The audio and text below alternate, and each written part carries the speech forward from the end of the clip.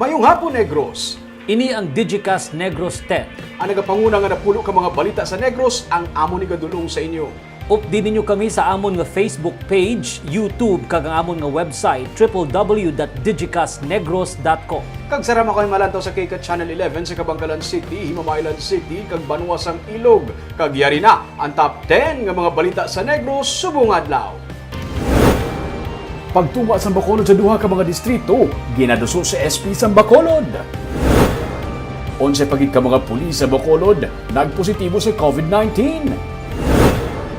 Sa Moises Padilla, isa ka barangay gin-lockdown bangod sa kabudlayan sa contact tracing. Isa pagid kasunog, nagluntad sa barangay 23 sa Bacolod kahapon. Kag sa good vibes sa tunga sa mga trahedya kag kalamidad, bayanihan spirit sa mga Bacolodnon nagapangibabaw. Initanan sa Digicast Negros 10.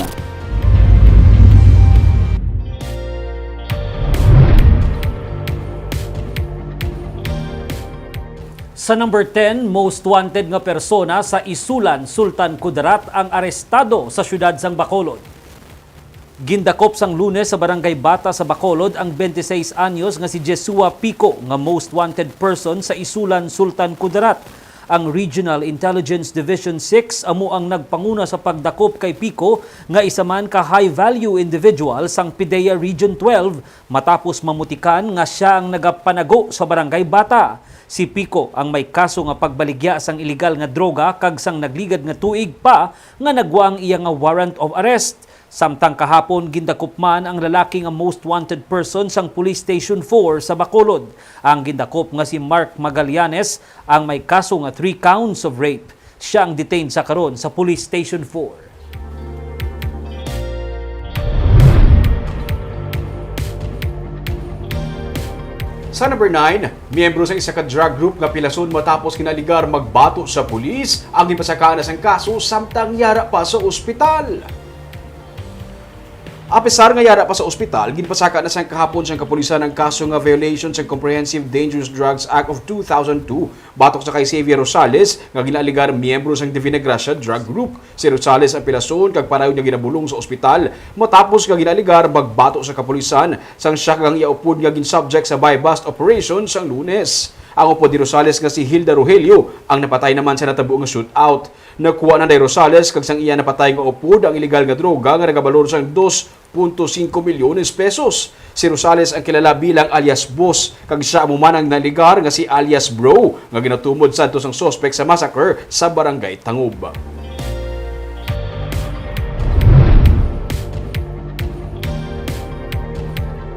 Sa number 8, duga nga 3 ka mga barangay sa Negros Occidental ang gindeklarar nga drug-free. Liwat nga nagsapol kahapon ang Regional Oversight Committee on Dangerous Drugs para usisaon ang mga barangay sa Region 6 nga luyag ideklarar nga hilway na sa illegal nga droga ang ilang nga mga barangay. 26 tanan kahapon ka mga barangay ang gindeklarar nga drug cleared sang Oversight Committee sa bugos nga Western Visayas. 3 diri ang sa Negros Occidental. Ang gin-drug cleared nga barangay sa probinsya among Barangay Batya kag Pasil sa Ibi Magalona kag Barangay Sibukawan sa Isabela. 246 na tanan ka mga barangay sa Negros Occidental ang gindeklarar nga drug cleared o kun hilway na sa transaksyon sa illegal nga droga.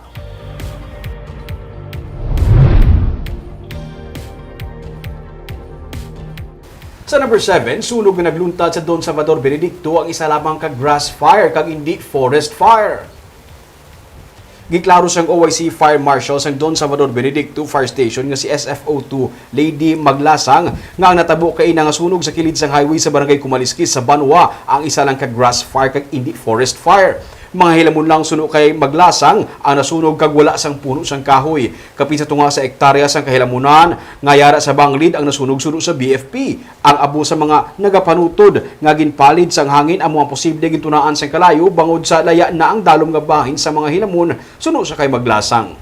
Pero, ginpahayag ni Community Environment and Natural Resources Officer Engineer Joanny Rangaya nga isa ka forest fire ang nagluntad sa Spur 21 sa Don Salvador Benedicto, kag 250 tanan ka mga puno sang kahoy ang nasunog. Si Rangaya nagsiling man nga nagsugod gid man ang kalayo sa mga nasunog nga hilamon kag naglapod sa mga puno sang kahoy, pero iya ginsiling nga sarang pa man ini sa gihapon nga magtubo liwat.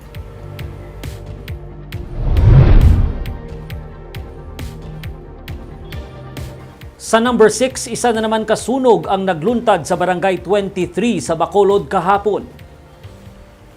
Sa video nga kuha ni Arthur Yap sang Chamber Volunteer Fire Brigade, makita nga masako ang ilang mga volunteer sa pagpalong sang kalayo nga nagluntad sang kahapon.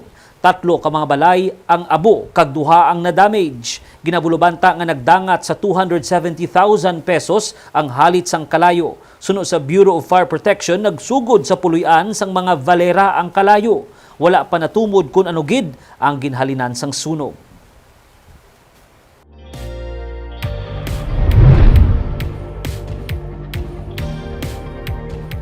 Sa number 5, temporaryo wag na dumilian sa lokal nga panguluan sang Sagay ang pagsulod sa mga turista kag bisita sa Barangay V2 humalin Abril 30 tubtub Mayo 2. Inibigang tanan sa pagsaulog sa kapistahan ni San Vicente Ferrer nga ginasaulog Mayo 1 kag 2 kag humalin pa man sadto nga ginadugok sa mga tumuluong nga gikan sa nagkanilain nga syudad kag banwa sa probinsya bisan pagani sa mga kaiping nga isla.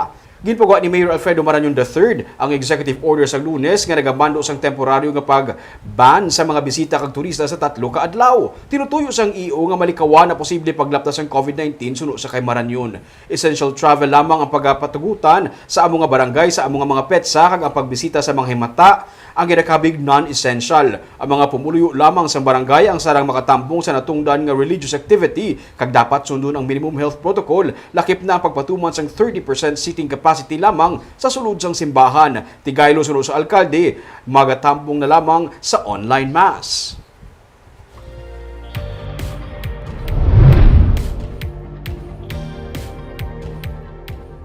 Sa number 4, ginpaidalom sa lockdown ang Barangay Montilla sa banwa sang Moises Padilla tubtub sa Mayo 10. Ining sandig sa ginpapanaog nga executive order ni Mayor Elia Garcia Yulo.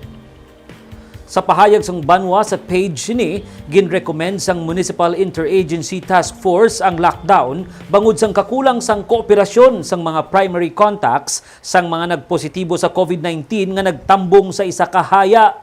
Nabudlayan ang contact tracing team sa pagkilala sang mga nagkadto sa among haya. As of April 26, 48 ang active cases ang Moises Padilla kag siyam diri ang gikan sa Barangay Montilla. Sa mando sang alkalde, dapat hindi magwa sa barangay ang mga pumuluyo sini. Wala man sang sarang-anay nga makasulod sa barangay. Mga prayer meeting, Bible study, kag mga kasubong nga helikoton ang pwede nga magpadayon basta para lamang sa mga taga-barangay Montilla. Ang bunyag, kasal, kag lubong kinahanglan sang permiso. Igapaidalong naman sa random swab testing ang mga pumuluyo.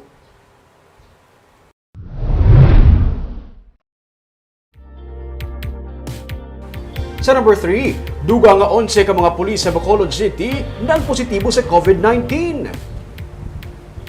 Base sa pinakauli nga report sa Bacolod Emergency Operations Center, may 4 ka mga katapo sa Police Station 1 nga nagpositibo sa virus. 4 man ang gikan sa Bacolod City Police Office, 2 sa Bacolod City Mobile Force Company, kag 1 ka miyembro sa PNP Contact Tracing Team. Naglabot naman sa 15 ka mga pulis sa Police Station 4 ang nagpositibo sa virus. Nagapadayon man ang pagpatigayon sa surveillance testing sa BCPO kag mga police stations. Ginatagan lang sa schedule ang mga pulis kung saan magapaswab test agud hindi maapektuhan ang ilang pag-report sa duty. Ginisinfect naman sa City Disaster Risk Reduction and Management Office ang napulo ka mga police station sa Bacolod bilang kabahin sa ilang preventive measures. Nagapanugyan ang Bacolod EOC sa mga pulis nga bilang mga frontliners, dapat sila maghalong kag magsunod sa minimum health protocols agud hindi malatnan sang COVID-19. Sa number 2,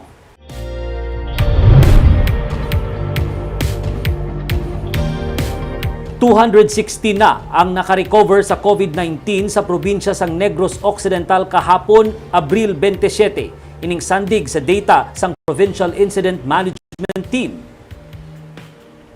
113 naman ang na-record nga bag-o nga mga kaso, Kung tayuyon nga mas mataas o kung mas madamo ang nagaka-recover gikan sa virus, ginalantaw ang pagnubo sa kadamuon sang kaso sang COVID-19 sa probinsya, suno kay Zeffard Cailian, ang PIMT Incident Commander. Sa April 27, 5 p.m. nga datos, 1,837 ang active COVID-19 cases ang probinsya. Nagapabili ng San Carlos City nga may pinakamadamo nga active cases, 270.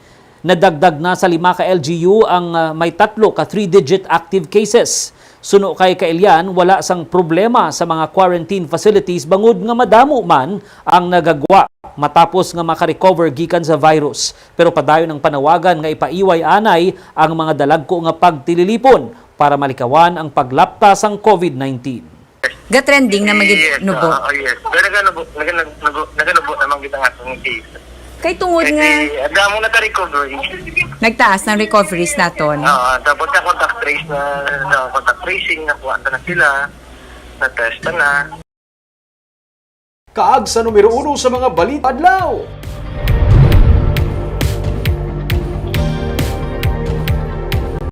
Liwat nga ginbuhi ang posibilidad nga pagtunga sa syudad sa Bacolod sa duha ka mga distrito antes ang piniliay.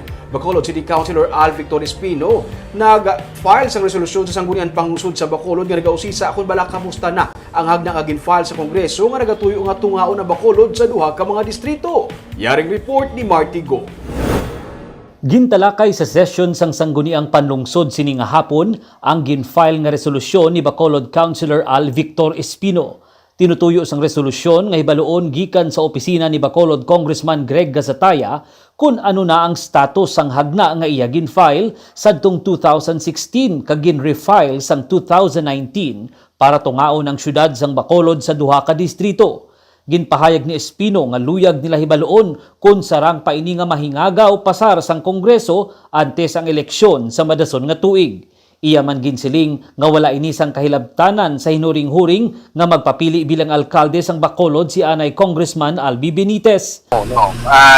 This act is strictly an initiative on my part to explore the possibility of getting more projects for Bacolod through the creation of another.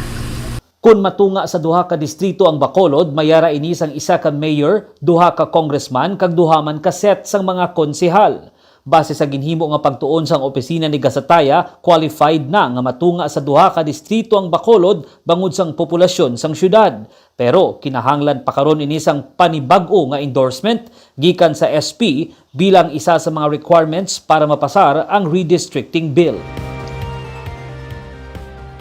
Kag sa good vibes, sa panahon sang trahedya kag kalamidad, makit-an ang pagkabuhi sang espiritu sang bayanihan. Kasubong na lamang sa nakit-an sa nagluntad nga sunog sa barangay Singkang Airport kung sa diin may nagkalain-lain nga mga individual kag grupo ang naghatag sang bulig sa mga biktima sang sunog. Yaring report ni Romeo Subal.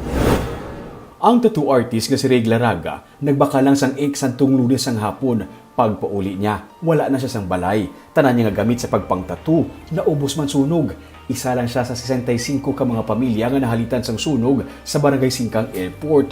Wala sang may nabilin sa ilang mga gamit. Gani, kinahanglan sila sang tanan nga sahay sang bulig para makasugod liwat. Bali, nagkadto ko sa downtown, yun ang bakal ko taniing. Tapos nakabalita ko may sunog sa alunan, namuto ng balik ko ba yun? Pagbalik ko, wala ko balo, amon ibili balay. Nalikod yung balay ko, tupad yung balay ko, nagalin ng tunog. Ginakalipay niya kay wala untat ang pag-abot sa bulig sa evacuation center, halin sa pagkaon pakadto sa bulong kag mga bayo. Sa stage gani sang J.R. Torres Elementary School, daw may bukid na sa mga bayo nga ginapadala. Ginapain sang personnel sang DSSD ang mga panglalaki, pangbabayi kag pangbata kag ginapanagtag sa mga nasunugan. Sa guwa sang gym, masako ang pag-inabot sang bulig. Ang ini nga mga babayi, mga residente man sang Singkang Airport, sa inibaluan nila kami nasunugan, nagdala sila sa mga tinapay. Dili man singka. Bali nga na pinsalan niya man mag-donate. Wala lang, mahulig lang. Kanami, kid. Ang ini naman nga grupo, katapos sang Radio Communications Group, nagdala man sila sang goods, mga bayo ang pagkaon para sa nasunugan. Sige. Sa communication kami sir, bali gabulig kami sa mga sunog, baha, tanan, report sa pulis, kapulisan. Tapos subong ka donate pagid. Communication, donation. Okay, very good. Madami mga sakuna, ara kami gabulig. Ang National Anti-Poverty Commission madasig man nga nag-respondi sa evacuation center para magpadala sa bulig. Ligan nato ng mga kakinahanglan sa bayo pa nga nasunugan. Oo. So, Nag-collect ka mo kagapon, sir? Nag-collect ka mo sa mga upo among member, sa mga nangita sang makwan? nanawagan kami sa amon yung mga membro sa kasambayanihan. Sa amon no, may napulo kami kasako nga rin goods, may noodles, kay iban pa nga mga pagkaon nga. Pwede namon ibulig sa mga nasunugan. Pati ang non-government organization nga Verlani Foundation may ilaman nga bulig para sa mga residente. Ang ini nga mga evacuees nga nasunugan may bitbit na nga mga pagkaon pasulod sa mabalitaan sa ilang nga mga kilala nga nasunugan sila. Nagduhol ang mga inis ang bulig para sa ila. Sige. Lagi ka daan, Ubos man ninyo? Pati gamit. Bisan anong klase nga bulig, ma'am? Dako nga bulig na subong. Wala na, masan ubos ita lang ka lang. Santante, wala mo bilin. Adlaw mo na kung gabi, parayon ang pag-inabot sa bulig. Pero para malikawan ang paglatananay sa balatian, may gimutang na lang ang drop-off point para sa mga luyag magbulig. Mark ka namin kay bisan na kadalag ko sa mga personalidad nga nagakadto sa evacuation center. Ang ining mga normal nga mga pumuluyo bala nga tsakto lang may kasarang lang sa kabuhi, nagapakita man sa pamaagi nga sila mismo makabulig man sa mga nasunugan. Aside of course sang maaton nga mga opisyales, sa mga politiko nga naghatag sang bulig, makit-an man ang lain nga mga ang sa pribado nga sektor ming, no? Ang sa mga iban gani bisan wala gid man sang ikasarang, basta may makahatag lang sang mga kinahanglanon sang mga kauturan nga naton nga nasunugan, makahatag lang sang daan ng mga gamit nga mapuslan gid sang mga pamilya, dako na inang abulig. Kaya Mark, kay pandemic pa, everybody may ginabatsag nga gamay nga, may ginabatsag iba sa aton ay nga kabudlayan sa pangabuhi sa karon, but still they find ways, means para makahatag sa bulig. Atong una ko nga na-interview, tinapay para sa ila kitungod kasilingan nila dala sa Singkang Airport, ano ba nila nga nasunugan. So tinapay nga makabulig pakaon sa ilang mga neighbors dira para sa ilang dako na naguro nga bulig sa ilang mga neighbors nga nasunugan.